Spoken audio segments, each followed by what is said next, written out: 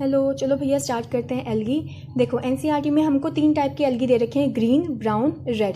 ठीक है, और एल्गी को किसके अंदर रखा है? प्लांट किंगडम के अंदर। और प्लांट का जो कलर होता है ग्रीन होता है, किसकी वजह से? क्लोरोफिल की वजह से।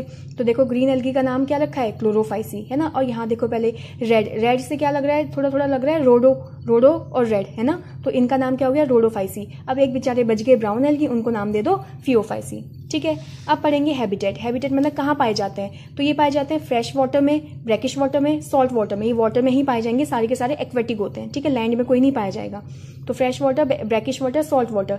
फ्रेश वाटर मतलब कि जहाँ पे नमक का अमाउंट बहुत कम हो, बहुत ही कम हो या फिर ना हो। ठीक है, सॉल्ट वाटर जहाँ बहुत ज्यादा नमकीन पानी हो। और इन दोनों के बीच में मैंने क्या रखा है? ब्रैकिश को। तो इन दोनों को मिलाओगे तो ब्रैकिश वाटर बनेगा। ठीक है, यहाँ पर भी सेम, यहाँ पर भी सेम। कुछ स्पीसीज होती है ब्राउन एल्गी की, सिर्फ कुछ स्पीसीज होंगी जो फ्रेश वाटर में पाई जाएंगी, एनसीईआरटी में गिवन है। और इसकी बहुत सारी स्पीसीज ऐसी हैं जो मेरीन वाटर में पाई जाती हैं, यानी कि नमकीन पानी में पाया जाता है। ये खत्म हो गया। इसके बाद आता है सेल वॉल। देखो इनकी सेल वॉल किसकी बनी है? सभी की सेल वॉल सेलुलोज की बनी हुई है ना। और यहाँ पे सेल वॉल क्या करता है? एल्गी को क्या करेगा? पैक करके रखेगा ना।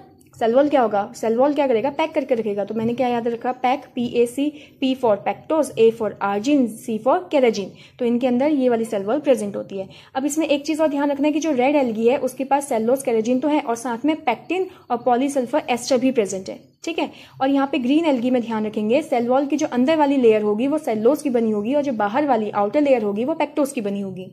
ठीक हो गया। अब नेक्स्ट पे बढ़ते हैं पिगमेंट्स। इनके पास पिगमेंट्स कौन कौन से हैं? देखो chlorophyll A, chlorophyll A, chlorophyll A, सभी के पास है ना, तभी तो इनका कलर आ रहा है क्लोरोफिल ए ए ए। अब अलग अलग कलर देखो, इसके पास बी आ गया, तुमने पहले ए दे दिया सभी को नाम, उसके बाद बी, सी और डी। ठीक हो गया। उसके अलावा भी और कुछ चीजें प्रेजेंट है इनके पास जो कि कलर दे रहे हैं, जैसे यहाँ पे लिखा है फाइको इरिथ्रिन। अब देखो इरिथ्रिन थोड़ा थोड़ा किसकी तरह लग रहा है? इरिथ्रोसाइट्स जैसा, जो कि हमको बताता है आरबीसी, है ना। आरबीसी यानी कि रेड ब्लड सेल्स या फिर रेड ब्लड कॉर्पस्कल। रेड बोल रहा है तो रेड एल्गी के अंदर क्या आ गया? Phyco erythrin. क्या बच गया? फ्यूकोजेंथिन। और फ्यूकोजेंथिन को तुम याद करो और इसको कहाँ रख दो?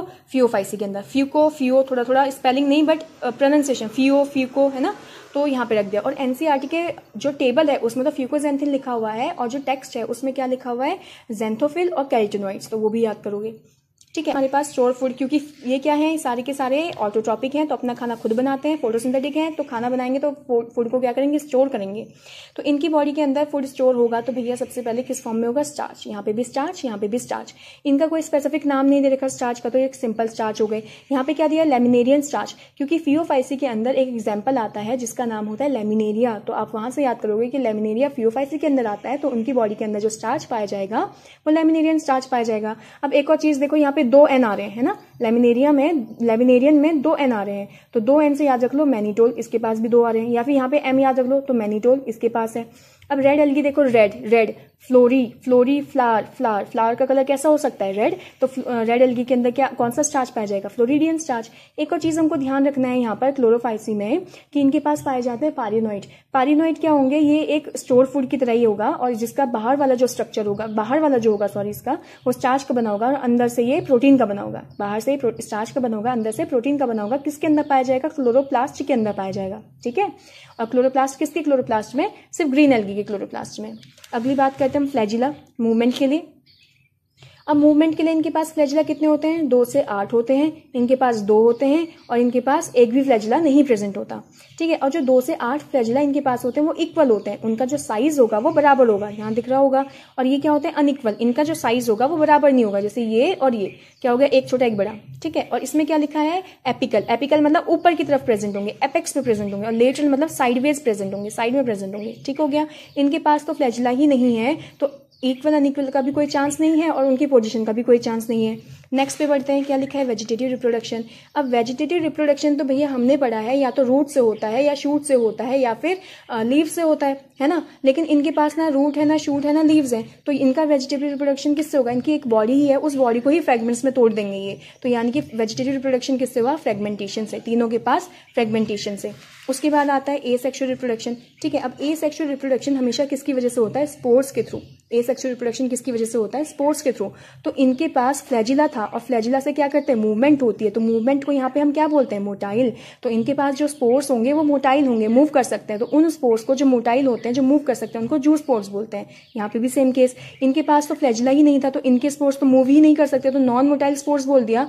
और अगर मोटाइल को जू स्पोर बोला है तो नॉन मोटाइल का नाम आ गया अप्लैनोस्पोर। मतलब नॉट मूव नहीं कर सकते, अप्लैनोस्पोर्स।